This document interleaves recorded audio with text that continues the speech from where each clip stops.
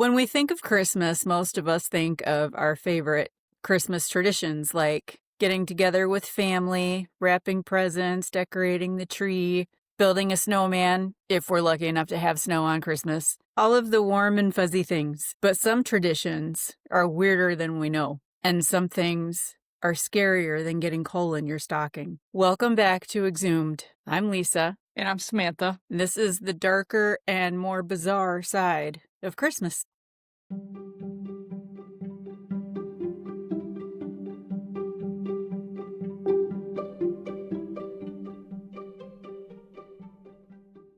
What is your favorite Christmas tradition you have to do every year? Well, I've been a delivery driver for 20 years, so my favorite part of Christmas is the deliveries being over, but it's honestly like it's the food and seeing my surroundings that I grew up with, like Mom's ceramics. Yeah. She did those in 1997, so the fact that we were able to hold on to those and still see them every year it's special. I think mine would just be like wrapping presents. And I like cleaning the house and getting out all my Christmas decorations and watching It's a Wonderful Life. Don't judge me. I like it. It's home. Yeah. I don't like the movie, but it's home. Yeah. Now, some Christmas traditions that we don't do, most of us don't do. The first one is Christmas caroling. And that's got a really weird origin story that I never knew anything about. Caroling was considered a pagan practice dating as far back as the 14th and 15th century, but many historians argue that it was back even further than that, like single-digit hundreds. Carolers would not only sing, they would dance, but the lyrics of the songs would be rather inappropriate, and the dances were considered lewd. They were being kind of perverts. Well, what else did they have to do? This practice, although a celebration, was widely frowned upon by the Catholic Church, but most pagan traditions were. So this tradition included massive amounts of alcohol. The story behind this is that I don't want to get too religious about this. I'm not going to. I don't know enough about it, and we always said that we weren't going to talk much religion anyway.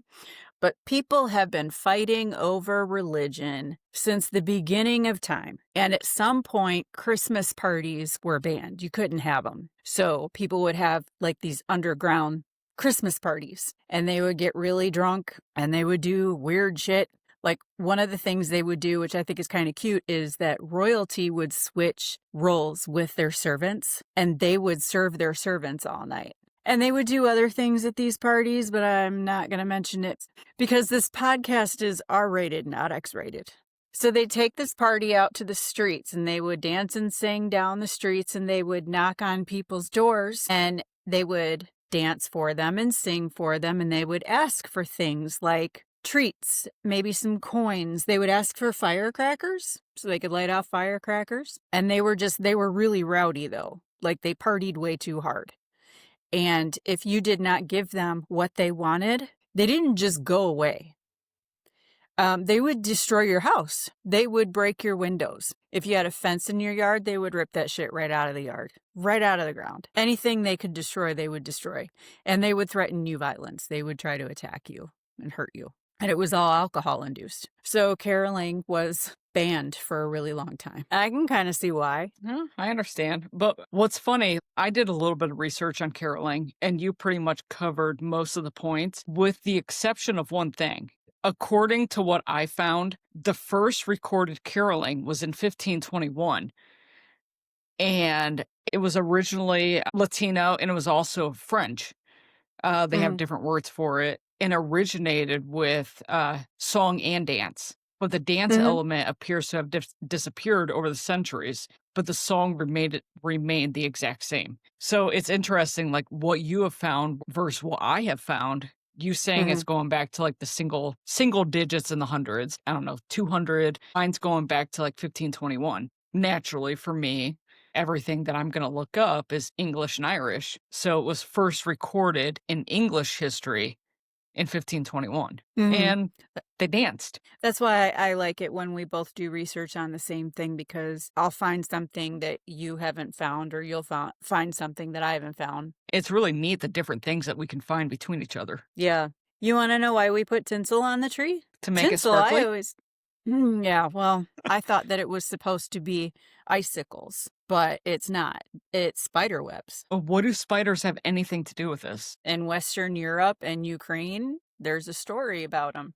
It's really cute. I'll read it. A poor widow went into the forest and came back with a small fir tree to serve as a Christmas tree. Inside the tree branches was a mother spider and her babies. Both mothers struggled greatly to provide for their children. The woman did not have the heart to clear the spiders out of the tree, and the mother spider was very grateful for that and for the warmth of the woman's home. When the mother spider learned that the poor widow could not afford to decorate her tree, let alone put gifts under it, after the woman went to bed on Christmas Eve, the mother spider and her babies spun a beautiful web of silver and gold all over the tree to thank her. Tradition says that if you find a spider in your tree, it is considered good luck and good fortune. Many people put spiders on their tree as decoration, and this story is the reason we put tinsel on our trees, whether we know it or not.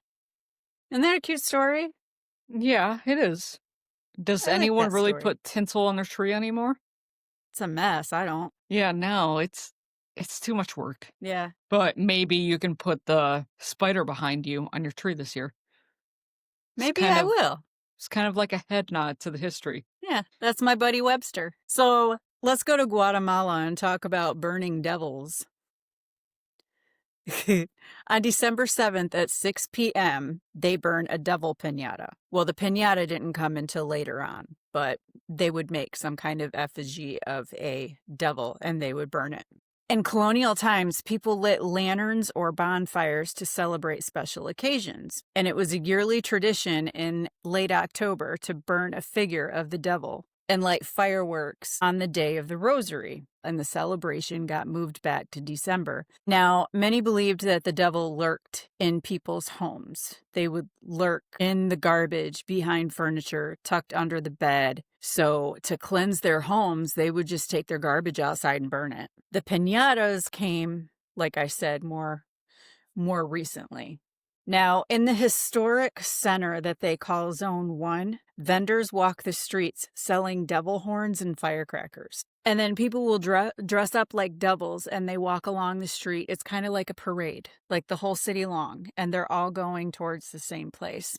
But they'll stop and contribute scraps of paper to other people's bonfires. The parade ends in Central Park, where they watch fireworks. But these bonfires, as the years have passed, have gotten more toxic because they're burning plastics, they burn mattresses, they burn styrofoam, rubber. It's toxic. So attempts by the government to limit or even ban this celebration, they haven't worked. People just keep doing it. So they just let it go. I mean, how much toxic shit were they burning? It's the whole city. Can you imagine the whole city, bonfires at every house or probably at intersections and anywhere they can? And they're burning anything they can find. Think of the air quality. Toxic.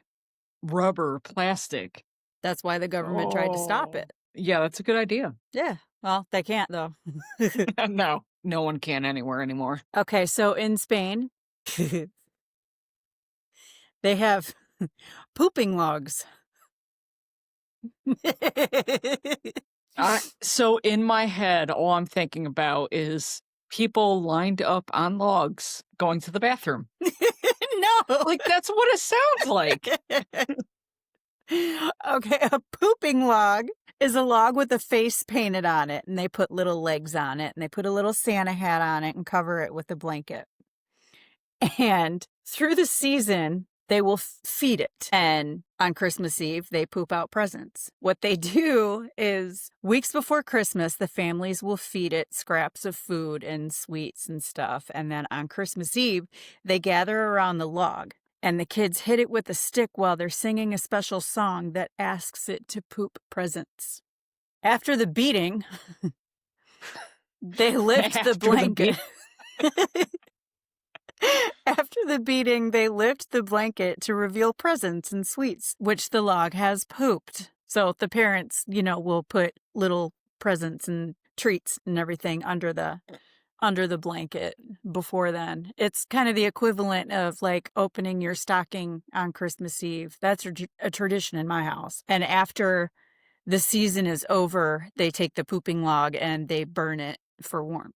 And they couldn't come up with a different name. No, I think it's funny. No, it's very interesting and it's hilarious. It's just when you picture different things, what you just described is not what I pictured. That's why I looked it up. I saw pooping logs and I'm like, what the hell is that?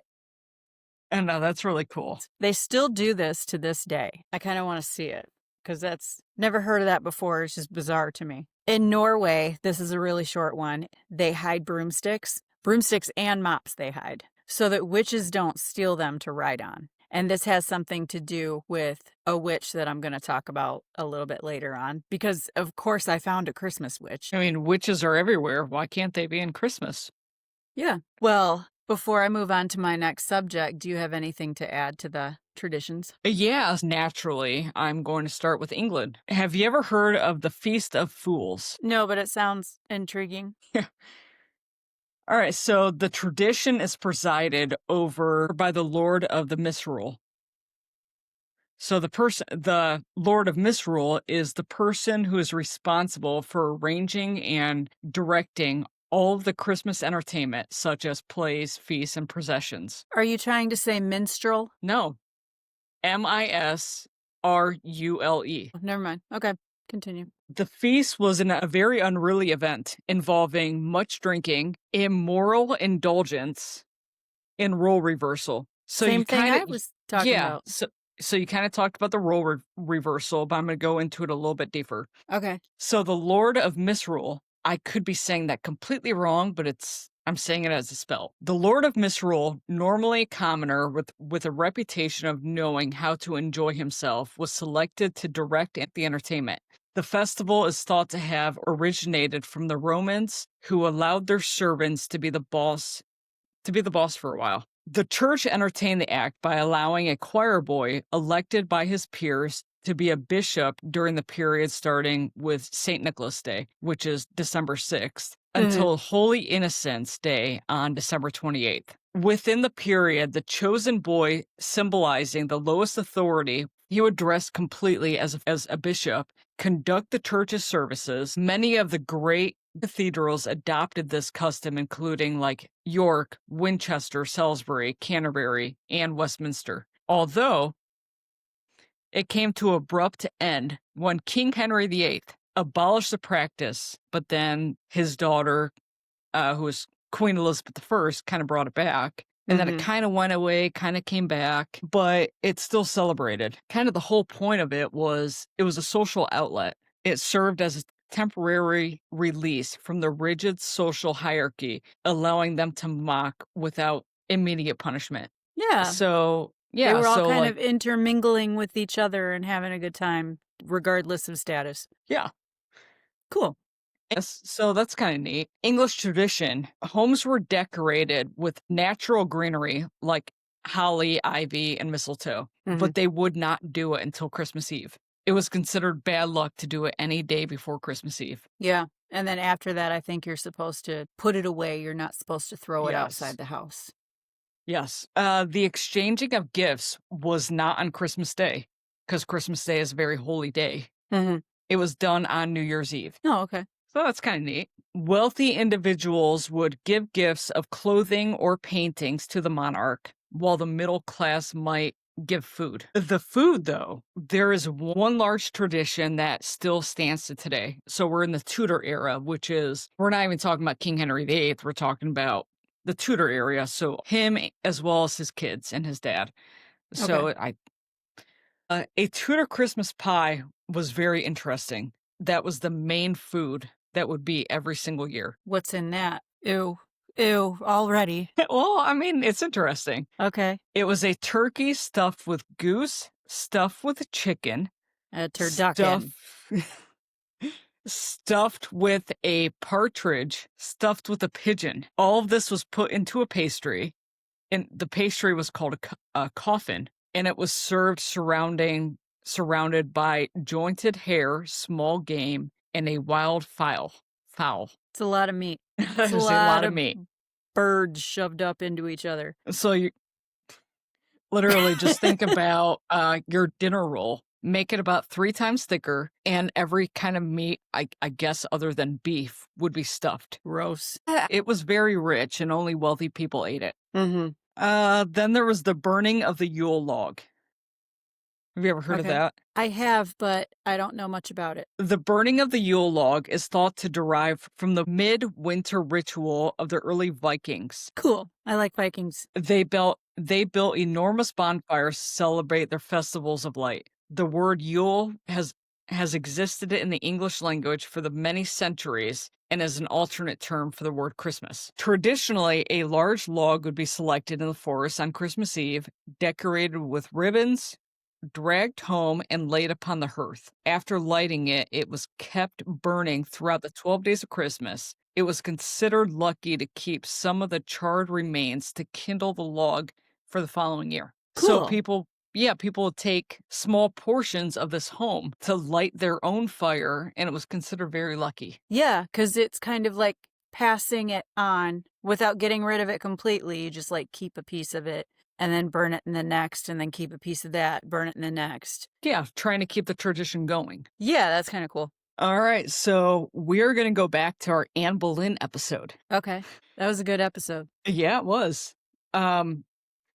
You remember me talking about Hever Castle? Yeah. Anne Boleyn's childhood home? Mm-hmm. She haunts it. Yeah, she absolutely, well, I mean, rumor has it that she haunts it. Okay. But it is supposed to be the best place to celebrate Christmas in all of England. And it's like the number one place that I actually want to go to for Christmas. But it is fairly costly, especially like traveling overseas and whatnot. Nah, you can make more money. Just go. So I could not fulfill the English traditions without including Hever Castle. Hever Castle is special for Christmas due to its unique recreation of a Tudor Christmas from 1526. So when you go there, you're going to expect the food, the lights, the actual Tudor traditions going back to 1526. They do put in some of the modern traditions within it, but if you want like a true English 1500s Christmas, then that is where you go. It does have some expense, but it's not as expenseful as what I would thought it would be. Expenseful? Expensive is what I thought it would be. But I'm also taking into consideration like traveling over the Great Pond, the ocean, traveling back, everything to do with it. But it's supposed to be like the best place to celebrate Christmas in England. So the last thing that I have to say, we're going to talk about Ireland. It's kind of interesting. One Irish tradition is for an Irish plunge. It's a very charitable event. People will go out into 10-degree water, take a swim. No, thank you. Well, that is actually done. It's done quite often in the United States. It's I did not I know. I did not know that it originated from Ireland. No, I didn't either. They do that on Christmas Day?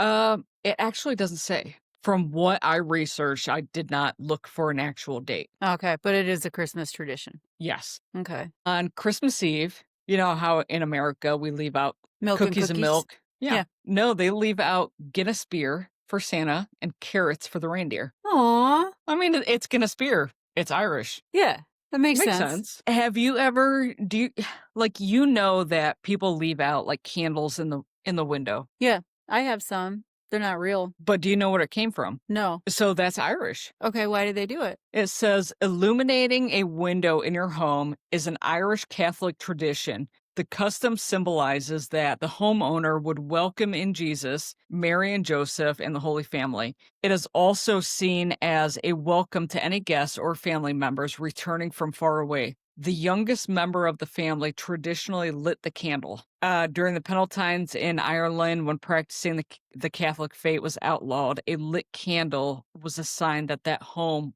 was safe to practice Mass in. Cool. I didn't know So- that. I just thought it looked pretty. Yeah, no, neither did I. We don't exactly talk about religion, but a lot of people in America do that tradition by putting a candle, whether it's fake or real, in their window, but I've never known what it actually meant, and it's an Irish tradition. Yeah, I wonder how many people do that and don't know why they're doing it. They Yeah, just know that no, it's like a Christmas thing, you know? I didn't until tonight. Huh. The day after Christmas is a public holiday in Ireland. In the Republic of Ireland, it's known as St. Stephen's Day. I'm not exactly sure what that is. Not going to get into the religion, but you know how in America, normally the second half of Christmas Eve is no one works. And then all of Christmas Day, like pretty much everyone has off. They extend that to December 26th. Yeah, let's do that here. Yeah. In modern times, Irish people often spend December 26th relaxing. There is no pressure to cook or entertain. It's a day to go for a long walk with your family, work off some of that Christmas Day dinner. And December 26th is also called Boxing Day. I've heard of that, yeah. This is because traditionally servants and tradesmen were given gifts in boxes from their masters and clients and are to be cool. opened on that day. I didn't know that. I thought So- Boxing Day was just another day for Christmas, honestly. I thought Boxing Day was a day that everyone watched boxing. Oh my God. Go sports ball. I don't know. Go sports ball. But like it's a very interesting like the difference of the cultures. Yeah. Like in early English times, they actually did gift giving. They celebrated the 12 days of Christmas, but they did it on New Year's Eve and the lighting of the candle in the window. It was like a safe haven and it was a secret. So it's all kind of neat. Yeah. But You ready to hear? Yeah, that's all I have. You ready to hear about some Christmas monsters? As long as they're good. Oh, they're funny. Some of them are really funny. We're going to start off with Christmas monsters that come down your chimney. Santa's not the only one that comes down your chimney. Some of the Christmas monsters aren't bad, though. Many European legends tell of helpful as well as malicious supernatural creatures entering homes through chimneys. Scottish and English lore tell stories of the brownie. Now, the brownie is helpful. He's a household spirit that enters your home at night through your chimney. He does the cleaning and the sweeping, and he tends to your livestock. He mends things. He harvests your crops, and he milks your cows. He does all kinds of stuff for you. And in exchange, you leave out a bowl of milk or cream for him. I want one. That sounds fair. Yeah, you can summon one. How? I don't have a cow, but if it gives me a reason to have a cow, I will. You can leave out a bowl of milk or cream or porridge, and he might not come the first night, but if you keep doing it, he'll come. But you cannot disrespect him or he will leave. If you try to pay him, that's disrespect. He's leaving. You don't insult him. You don't watch him. You just let him do his thing. Don't watch him. Okay. He takes that as disrespect and he will leave. That was interesting. In the Middle Ages, witches came down your chimney, but they put a stop to that pretty quick because they started using witches' crooks. A witch's crook is where, like, let's say you're looking at your fireplace and you think that the smoke is going straight up and out of your house, but it's not. It's going up and then it's curving over to the side and then it's going up the rest of the way. This is because the chimney is put in place where it needs to be functional for the house. The fireplace is more of an aesthetic. You can move the fireplace over a little bit to make it look better in your house. Aesthetically pleasing. Yeah. So the inside the walls, your chimney will come down and it'll kind of go over to the side a little bit and then come down the rest of the way to meet with the fireplace. Now, they believe that witches can only fly in a straight line. So when they try to come down your chimney and they hit that little part that curves, they can't curve that way. So they can't get all the way down into your house. So with all the powers that witches have, They can't fly in a straight line? No, they can only fly in a straight line. They can't zigzag? I guess not. Well, some people are smart. Some people have book smarts. Some people don't. In Greece, they have the Calycanceroi. And these, I was going to look up what they looked like. My source didn't give a description of what they looked like, but what I'm picturing is like a humanoid rat type thing. They're little. They kind of remind me of those orange dudes on Labyrinth that take their heads off. That's what I'm picturing. I know it's wasted on you. I've watched it once and I was probably like 12. So the Calycanceroi is known to crawl into your home through the chimney and terrorize your family. So you'll be laying in bed and you'll hear these little feet running around through your house, and they're laughing psychotically while they're doing it, and they scare the shit out of you. They're believed to emerge from the underworld during the 12 days of Christmas. And these little assholes just scare the shit out of you with their shrill laughter as they would crawl into your house. These little shits steal your food and your children, especially if your children are born on Christmas. Am I safe? Lucky I'm you. 5 days away from Christmas. Am I safe, or are they going to be like, close enough, I'll take her? I think you're still at risk. They also spoil food. They break your furniture. And they piss in your flower beds. But why the flower beds? Like, I don't know. I think at that point they're just being little dicks Yeah. to be funny.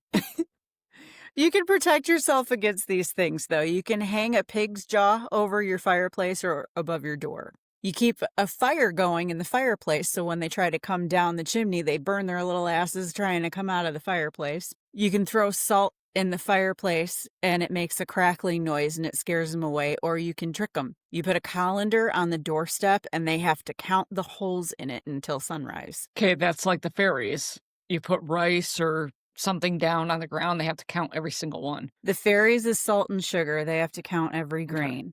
Rice is a witch that I talked about in the Crossroads episode. And there's something with vampires too. Some kind of seed. I want to say a poppy seed, but I don't think that's right. It's some kind of seed that you drop on the ground, and they have to count them. Well, it's neat how all of these different things come together. Yeah, like in every piece of lore, there's something about counting something. It's weird. Now we come to Belsnickel. He's Pennsylvania Dutch, 19th century, and he slips down the chimneys and rewards good children with oranges, and he punishes the bad children. I'll get to that in a minute.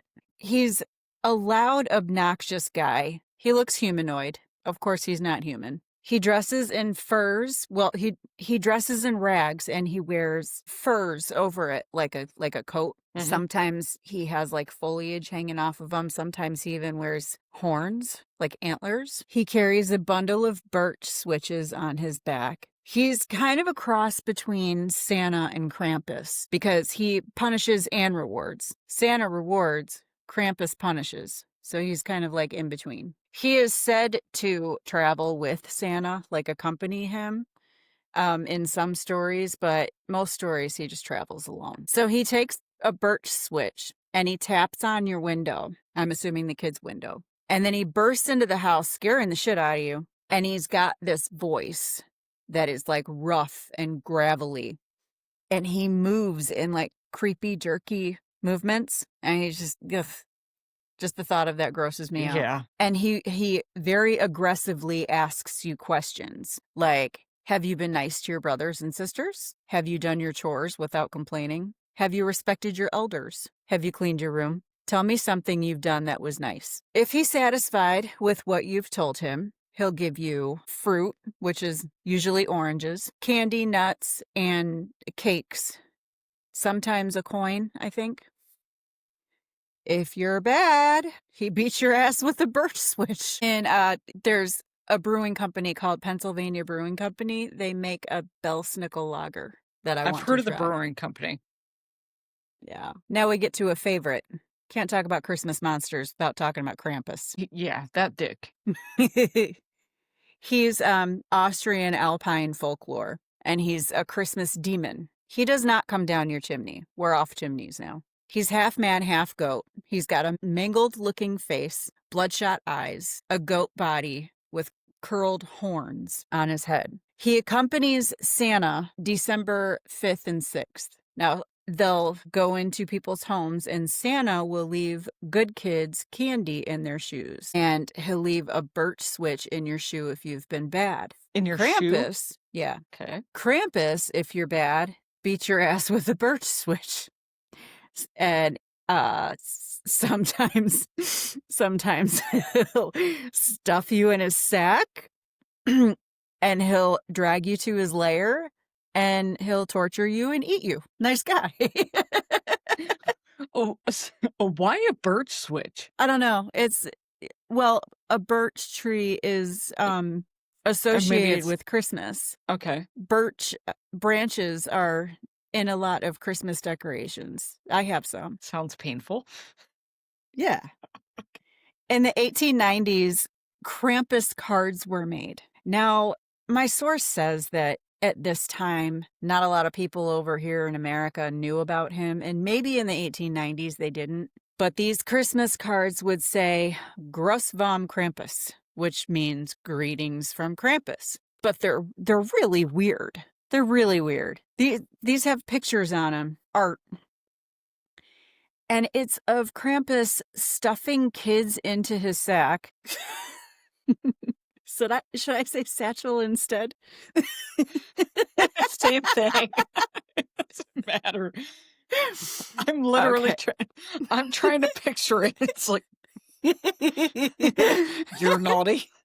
You're naughty. Yeah. He's leaving with this like satchel of children in it.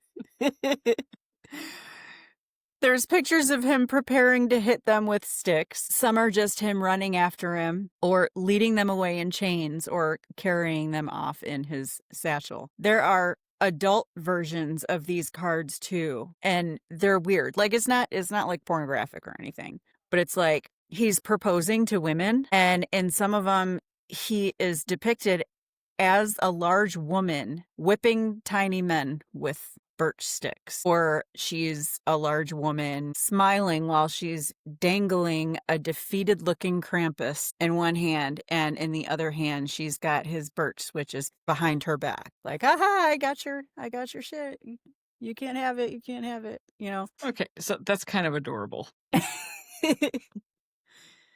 In a morbid sense, it's adorable. My source also says that Krampus was made pretty popular in the United States in 2015 because the Krampus movie came out. I disagree with that, though, because I've known about Krampus a lot longer than that. Yeah, and I've seen that movie, and it's actually more disturbing. It's a Hollywood movie. Yeah.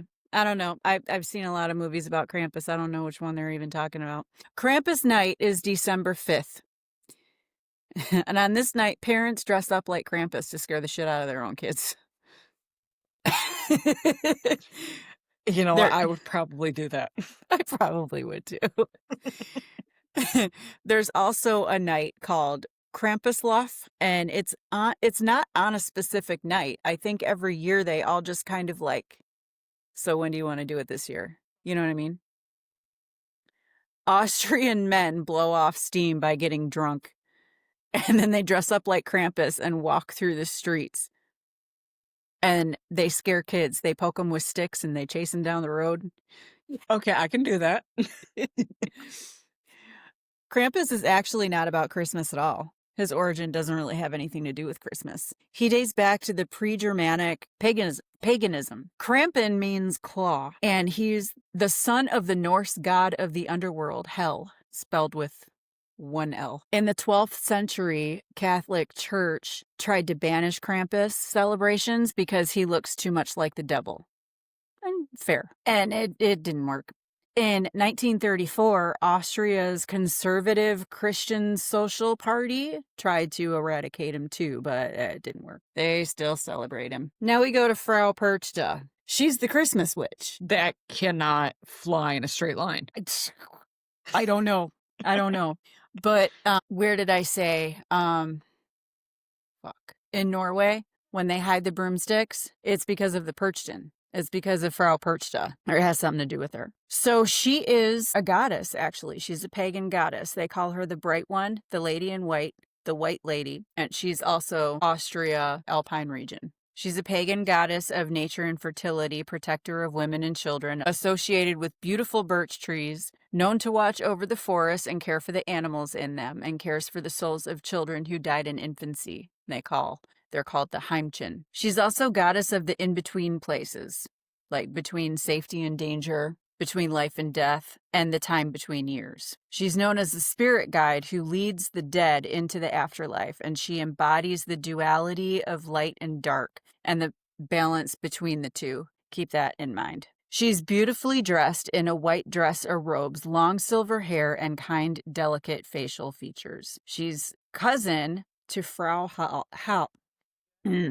She's cousin to Frau Hal, goddess of fertility, rebirth, hearth and home, and winter. When she shakes out her feather beds, which I'm assuming is just her bed, is her blankets and everything. They're stuffed with feathers. When she shakes them out, it starts snowing. She's I also like the cousin. imagery. Yeah.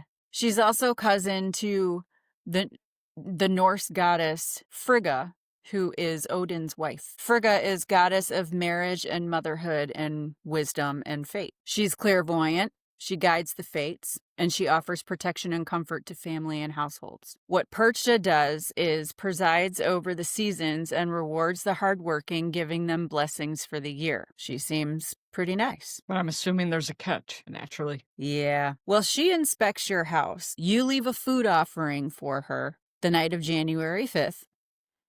I'll explain what January 6th is in a second. You leave out porridge with butter, a lot of butter. You have to have your house clean. You have to have your flax spun, which I will also explain in a second.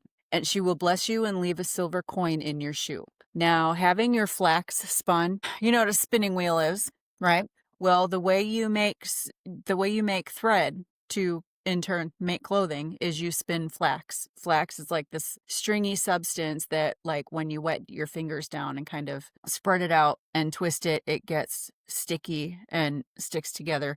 You spin that into thread that makes clothing. You have to have all of that spun by January 5th. So Christianity came in and demonized her because she's pagan. Christianity, nah.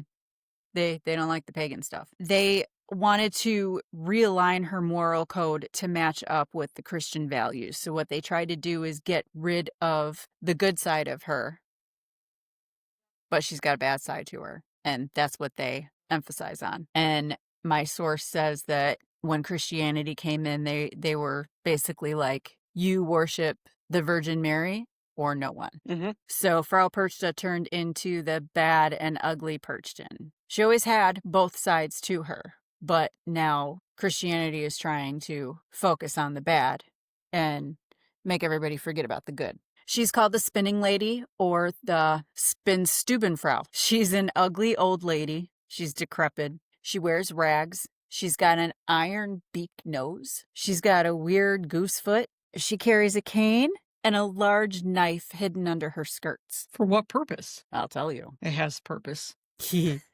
She inspects your home for neatness and cleanliness. She's obsessed with flax spinning. You have to have that done. Now, I'm going to explain what Epiphany is January 6th. That's when you have to have everything done. This commemorates the visit of the 3 wise men to the infant Jesus, and it marks the end of the Christmas season. Mm-hmm. They call it Perchentag or Perchtenlauf. Now, the 12 days of Christmas is from like the second week of December on up until January 6th. And that's when she leads her wild hunt. Her wild hunt consists of her Perchtan, which are the souls of unbaptized children, and they fly through the Alpine region looking to punish or reward. So kids will be laying in bed and they'll hear thunder in the mountains, and they know it's Perchta leading the wild hunt, and they're probably shitting themselves. Probably, yeah. Yeah. So what she does is she comes in the house, and if you have not left your porridge out for her, it's got to be hot. It's got to have a lot of butter in it. Your house has to be clean. Your flax has to be completely spun. If it's not, this is for mothers. Listen up. If that's not done, whatever you have spun, she's just going to burn it. Like, you didn't get it done in time, guess what? Start over. She'll burn it all up. If your house is a mess, if you don't have these things done, she will come and find you, and she will take that big knife out of her skirts. She'll cut your abdomen open, disembowel you, and fill you with garbage and stitch you back up. So she's just a neat freak bitch. Now, Yeah. you didn't do it right the first time. I'm literally going to cut you open. She's basically like, you need to be a good mother and a good housewife. If not, This is what happens. And then, if she's leaving the kids orphans by doing that, she'll just take the kids and they'll end up her Perchta. What is Perchta? The souls of unbaptized children. But I think at this point, she's not discriminating. So a little adventure. Yeah, I guess so. Now, one of her Perchta, a type of Perchta that she has besides the souls of dead children, is the Stragul. I think I'm pronouncing that right. He rides with the wild hunt and loves to partake in the offerings of porridge. And he sometimes gets to dole out the punishments. And he robs the bad kids as he tears them to pieces in the air. Like he'll hold them up in the air and just tear them to pieces. Confetti? Yeah. He kind of, I saw a drawing of him and he kind of looks like a fatter, shorter Krampus. That's another thing is these Perchta look exactly like Krampus. The only way to tell the difference is that Krampus shows up with Santa the first week of Christmas, like the 5th and the 6th. But then after that is the 12 days of Christmas, and that's when the wild hunt flies. Okay. So when you see one, you got to be like, wait a minute, what's the date? So let's move off Frau Perchta. And we're going to talk about Marie Lloyd or Lloyd. She's L-Y L-O-Y-D? L-W-Y-D. Oh, This okay. is Welsh, which makes sense because they spell things Yeah. like that. She's a skeleton. She's a skeleton mare. She's a Christmas zombie horse. She rises from the dead and wanders to the streets with her little zombie friends, fresh from the grave, to remind the living of their existence. Like, hey, I'm still here. Her one goal is to get in your house. Now, that sounds dark and ominous and creepy, right? But that also sounds like the entire purpose of everything else you've talked about. Let me get into your house. Yeah. But this is a game. It's a type of game on New Year's Eve. A puppeteer controls her. She's basically a hobby horse. It's just a horse's skull on a stick, and then he drapes a cloth over her to make it look like the body. And the game is a battle of wits. Like, they'll knock on your door and you have to rhyme with them, kind of like a freestyle poetry, like a rap battle. I think I've heard of this. I've never heard of this. If you lose the game, they gain entry into your house. But when they gain entry, it's not bad. They give you good luck and good fortune for the upcoming year, and they raid your fridge for beer. I mean, that's fine. Like, that sounds like a good time to me. I just thought that was really weird. I mean, that's all I have on it. Yeah, no, I have heard of that, and I would welcome that. That sounds like fun.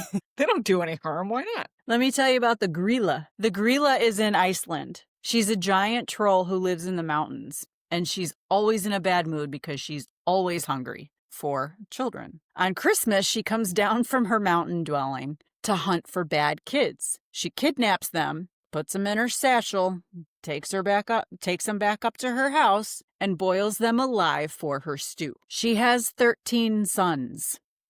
Think of the Snow White and the Seven Dwarfs. Yeah. So they all have different personalities, right? Mhm. The dwarves. These do too. 13 of them. And they pay visits to people during the 13 days of Christmas, the 13 days leading up to Christmas. And they're little weirdos. The one is Sheep Coat Clog. That's his name. He's a peg-legged sheep fancier. I don't know what that means, but I hope it doesn't mean what I think it means. It's one ear and out the other. I think I just blocked whatever that is out. On to the next.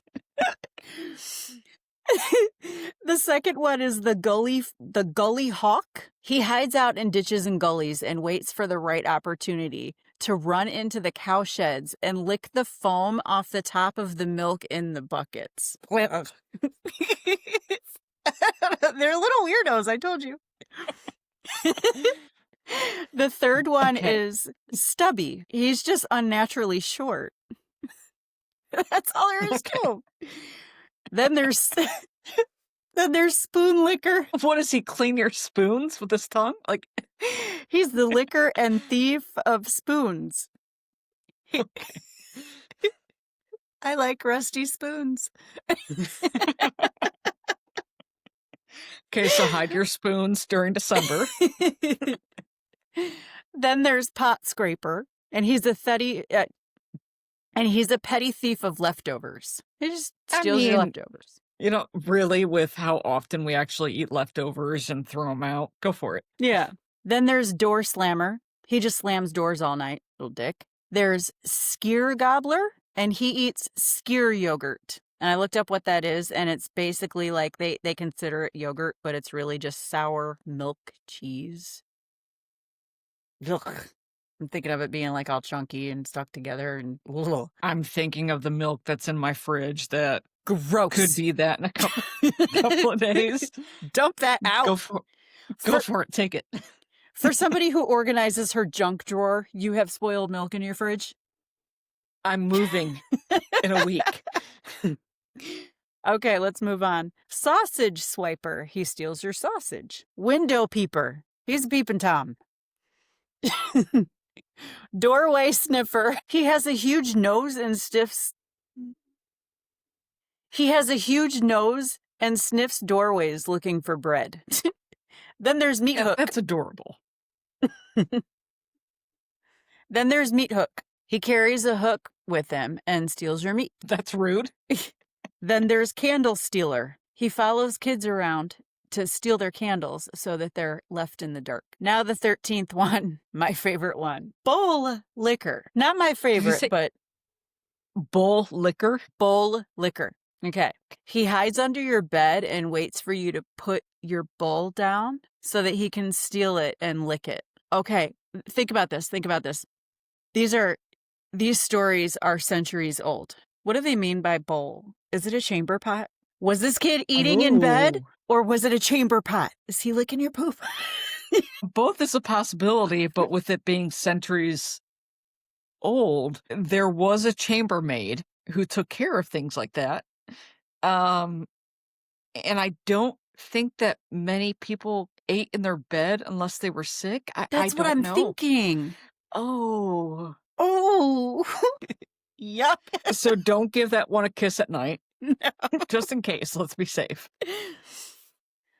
Okay, so the Yule lads, the kids, and the gorilla, they have a pet, and he's called the Yule cat. And this cat eats children as well as adults. He doesn't care if you're good or bad. He just wants to eat you. Kitty. And when he eats you, he literally just like rips you apart, like brutally. The only way to be clear of him is to receive an article of new clothing on Christmas. So I feel like that's safe. Most people receive clothing on Christmas. Centuries ago, though, maybe not. No, probably. What else were they going to do? Here's your shirt for the year. Yeah, that's all I have, though. That is it for me. All right, so what did we take away from this?